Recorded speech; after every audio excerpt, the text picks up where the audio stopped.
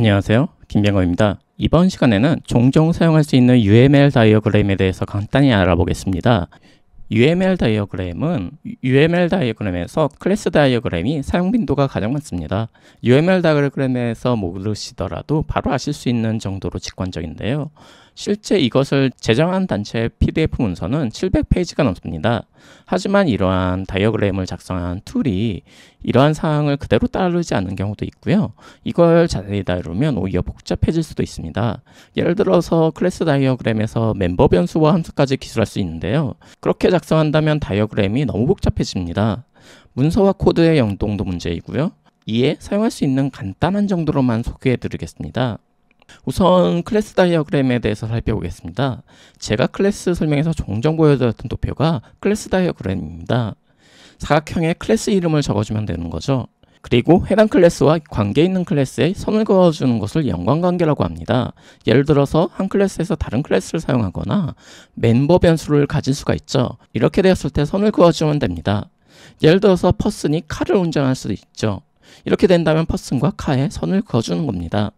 연관관계를 좀 더 자세하게 표현하고 싶다면 집합연관과 복합연관으로 구분할 수 있습니다. 말이 조금 어렵나요? 집합연관은 객체들이 모여서 집합을 이룬다고 생각하시면 됩니다. 컴퓨터를 예를 들 수 있습니다. 각각의 부품은 독립적으로 생산되죠. 이것이 모여서 컴퓨터가 구성됩니다. 하지만 컴퓨터가 없더라도 각 객체는 따로 존재할 수 있습니다. 이에 해당 관계는 집합연관이라고 볼 수 있습니다. 표현은 속이 빈 마름모가 됩니다. 복합연관은 예를 먼저 들어드리겠습니다. 테이블에서 테이블 및 상판과 테이블 다리는 복합연관입니다. 테이블에서 테이블 상판을 떼어버리면 이걸 테이블로 볼 수 있을까요? 반대로 다리 없는 테이블 상판은 그냥 반떼기가 되겠죠. 즉 구성 클래스 자체가 독립적이 될 수 있는 것이 아니라 하나의 구성품으로 취급됩니다. 하나가 존재하지 않는다면 존재할 수 없는 관계입니다. 속을 채운 마름모로 표현합니다. 그리고 이 관계가 1대1이나 1대 n이냐 등을 표현할 수가 있습니다. 이런 다중성을 표현하는 방법은 다음과 같이 1, 0부터 n까지, 1부터 n까지 혹은 0부터 10까지로 표현할 수 있습니다. 콤마로 구분한다면 각각 1, 2, 6 값이 올 수 있다는 뜻입니다. 상속은 속이 빈 화살표로 표시합니다. 방향은 자식에서 부모로 가리키면 됩니다. 이걸 아시면 API 모듈을 작성할 때 보여드렸던 클래스 도어가 좀 더 이해하기 쉬울 겁니다. 앱 API 클래스는 API 베이스 리퀘스트를 포함하고 있습니다. 앱 API 구현을 보시면 애쇼스를 관리하고 API 베이스 리퀘스트에 넘겨주는 관계이기에 둘을 분리해서 동작시킬 수가 없습니다. 그렇기 때문에 복합 연관관계로 속이 찬 마름모로 표현하고 있습니다.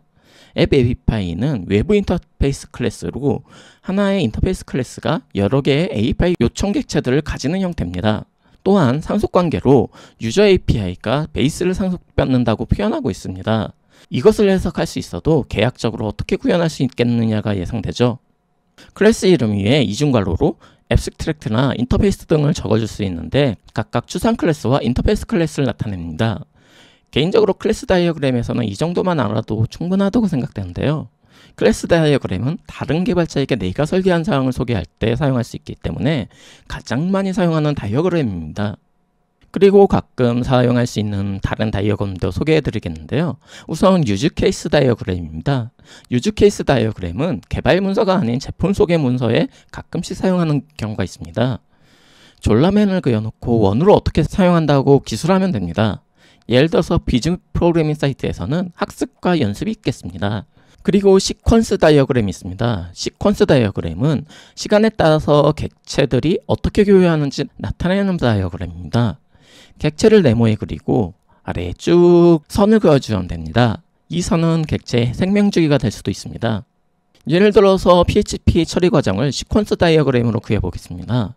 보시면 유저에게 HTML을 요청받으면 아파치가 해당 요청을 받습니다. 이 요청을 PHP 파서에게 넘기고요. PHP 파서는 데이터베이스에 접근해서 정보를 요청합니다. 데이터베이스에서 정보를 받으면 PHP 파서는 HTML 문서로 아파치에게 넘깁니다. 해당 HTML 문서를 다시 유저에게 전달하는 시퀀스 다이어그램입니다. 여기서 실선 아래의 네모칸으로 해당 객체가 생성되고 소멸되는 것을 표현할 수도 있습니다. 물론 네모가 없어도 상관이 없습니다. 보시면 잘 모르시더라도 이해하기 쉽죠? 이게 UML 다이어그램을 사용하는 목적입니다. 이 외에도 UML은 상태 다이어그램, 배치 다이어그램, 협력 다이어그램, 활동 다이어그램, 컴포넌트 다이어그램 등이 있습니다. 더 자세한 사항은 UML 책이나 문서를 참고해서 보시면 됩니다. 감사합니다.